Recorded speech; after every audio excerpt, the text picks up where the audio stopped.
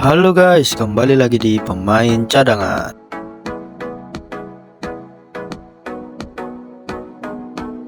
Teka-teki masa depan Marcelino Ferdinand akhirnya terpecahkan. Setelah sempat banyak rumor berseliweran, bintang muda timnas Indonesia itu akhirnya telah menemukan klub baru. Oxford United jadi petualangan selanjutnya bagi Marcelino Ferdinand. Pindah dari kasta kedua Liga Belgia ke kasta kedua Liga Inggris adalah sebuah peningkatan bagi mantan punggawa Persebaya itu.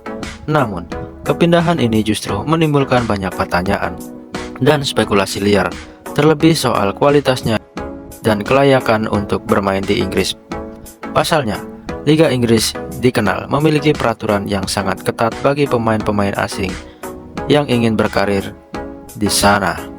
Berstatus cadangan mati di KMSK Denze, apakah membuat Marcelino memenuhi syarat untuk bermain di divisi Championship, atau Lino justru hanya menggunakan Oxford United sebagai tempat perlindungan dari amukan netizen Indonesia yang tak mau melihatnya menganggur? Mari kita bahas.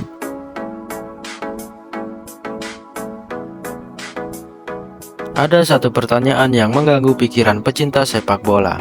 Dari banyaknya pemain berkualitas di timnas Indonesia, mengapa Oxford United merekrut Marcelino Ferdinand? Padahal masih ada pemain-pemain yang dirasa lebih masuk akal untuk didatangkan seperti Elkan Bagot dan Tom Haye. Ternyata ada campur tangan Erick Thohir dalam transfer Marcelino ke Oxford United. Seperti yang kita ketahui, selain menjabat sebagai Ketua Umum PSSI, Erick merupakan pemilik saham mayoritas di Oxford United bersama dengan Anindya Bakri. Erick Thohir menguasai 51% saham Oxford sejak September 2022.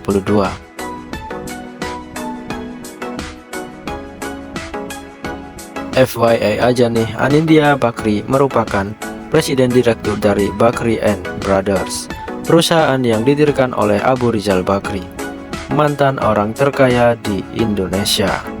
Nah, Anindya adalah yang membeberkan kepada Oxford berani merekrut Marcelino. Dilansir skor.id, Anindya menyebut bahwa Erick Thohir berperan penting dalam transfer ini. Berkat ide dan pengaruhnya, Marcelino bisa mendarat di Inggris.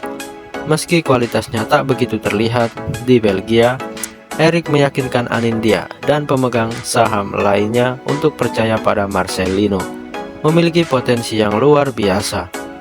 Selain itu, Erick Thohir juga meminta pelatih dan tim analisa teknik Oxford untuk memantau kualitas Marcelino. Mereka semua pun sepakat bahwa Marcelino adalah salah satu pemain Indonesia yang memiliki bakat di atas rata-rata. Usianya yang masih muda juga membuat pelatih Oxford, Des Buckingham, yakin bahwa dirinya bisa membawa Marceng menggapai potensi maksimalnya. Maka dari itu, Oxford berani menyodorkan kontrak berdurasi 2 musim kepada Marcelino Ferdinand. Meski begitu, keberadaan Marcelino Ferdinand di skuad Oxford United masih meninggalkan keraguan. Perlu diketahui, 4 kasta teratas kompetisi sepak bola Inggris, yaitu Premier League, Divisi Championship, League One, dan League Two, memiliki aturan yang sangat ketat dalam memberikan izin kerja atau work permit kepada pemain non-Inggris. Kabar yang beredar, izin kerja tersebut akan lebih sulit keluar jika diperuntukkan pemain yang berasal dari negara non-Eropa, layaknya Marcelino Ferdinand. Lantas, bagaimana cara Marcelino memperoleh izin kerja di Inggris? Sebelum memperoleh izin kerja di Inggris, Marcelino harus mengumpulkan poin di sistem yang sudah diterapkan oleh Federasi Sepak Bola Inggris. Syarat kelulusan langsung adalah 15 poin. Namun, begitu pemain yang hanya mengoleksi 10-14 poin masih bisa berpeluang untuk mendapat izin kerja sebagai pesepak bola profesional di divisi Championship. Poin itu bisa dikumpulkan dari 6 penilaian. Kriteria dari jumlah penampilan bersama tim nasional, menit bermain di liga domestik bersama klub sebelumnya, menit bermain di kompetisi kontinental bersama klub sebelumnya, posisi final di liga sebelumnya, capaian klub sebelumnya di kompetisi internal, serta kualitas liga dari klub-klub Marcelino sebelumnya. Nah, apakah selama berkarir sebagai pesepak bola Marcelino telah memenuhi syarat minimal yaitu 10 poin? Ternyata tidak. Dari performa klub KMSK DNJ yang berkompetisi di Liga 2 Belgia hanya berada di kategori terendah dalam sistem penilaian kompetisi domestik yang dibentuk FA. Dengan merujuk penilaian kualitas Liga, Marcelino hanya mendapatkan 2 poin saja. Apalagi menit bermain Marcelino sangat minim di Belgia, paling hanya memberikan tambahan 1 poin saja. Status Marcelino sebagai pemain inti di timnas Indonesia pun tak bisa memberikan tambahan poin yang signifikan. Mulai dari negara yang peringkatnya di bawah 51 dunia hanya akan mendapatkan 2 poin jika membela tim nasional sebanyak 90% hingga 100% dalam kurun waktu 2 tahun. Terakhir, dengan merujuk tahun terakhir, Marcelino hanya mengoleksi 5 poin saja, sangat jauh dari standar minimum ditetapkan oleh Federasi Sepak Bola Inggris. Jangan pesimis dulu Marcelino. FA dan EFL telah menyepakati adanya kebijakan baru yang bisa melonggarkan ketatnya peraturan itu. Kebijakan itu bernama Exceptional Panel dan Elite Significant Contribution. Nantinya 2 regulasi itu akan membantu Marcelino dalam mendapatkan izin kerja.